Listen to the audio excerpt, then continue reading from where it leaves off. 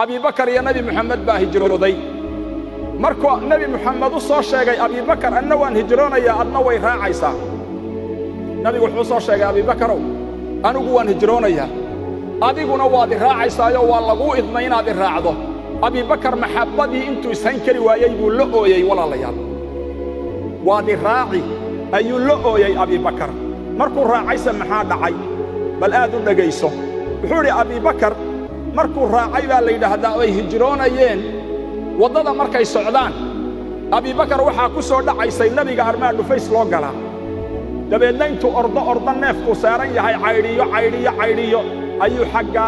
ilaala ka qabanayay uu nabiga ku sugaayay kaleey salaatu wasalaam Abi Bakar waxa ku soo dhacaysay armaan nabiga xagga dambe lagaga yimaada intaad ka maqan tahay intuu haddana ordo xagga dambe ka maray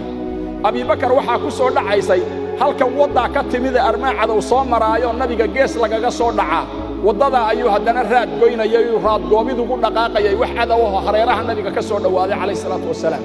Abi Bakar waa la weydiiyay waxa lagu yiri Abi Bakarow maxaa kugu dhacay buu nabi Muhammad oo marna horay ugu ordaysaa marna dib wuxuu yiri waxaan xusuustay kamiin iyo cid dhufaysi noo gasha waxaan doonay naftaydu inay dhimato taada intaan la soo gaarin horay baan u orday waxaan ka baqay mulxaq iyo dadina daba ordaya waxaan ku fikiray naftaydu inay go'do taada intaan la soo gaarin waxaan ku fikiray cidina qoorsanayso midigi nooga timaad ama bidix naftayda intaan la soo gaarin taada intaan loo imanin taydu inay go'do baan ku fikiray buuri Abi Bakar wuxuu yiri xilli kulul oo duhura ayaa waxa ii muuqday saxaraha meel la harsado inuu nalahayn waxaana ii muuqatay nabiga inaan harsiyo xilligan uu yar harsado inta qorraxdu ay jabayso waxa uu yiri dhagax weyn baan aragnay dhagaxii baan ku soconay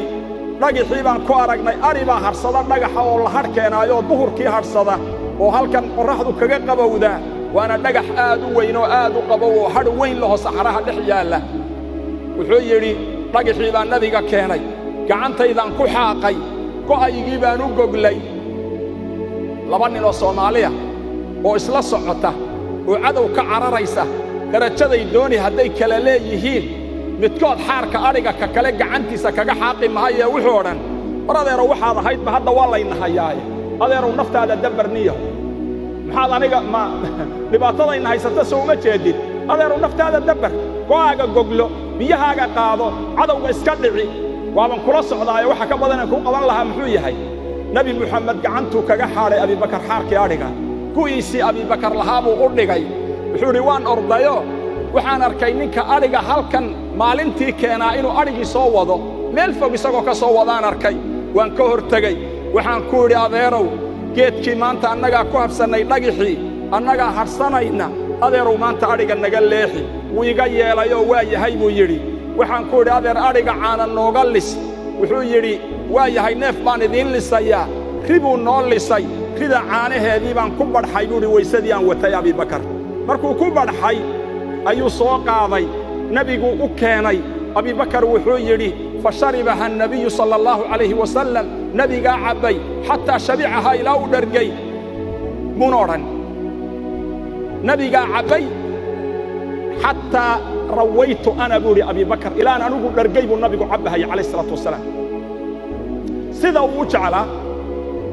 waxa uu yiri aanuhu isagu cabayo baan anugu qalbigayga ka dareemayay inaan cabayo ilaan anigii dhargay markaan arkay inuu nabigu dhargay ana dhargay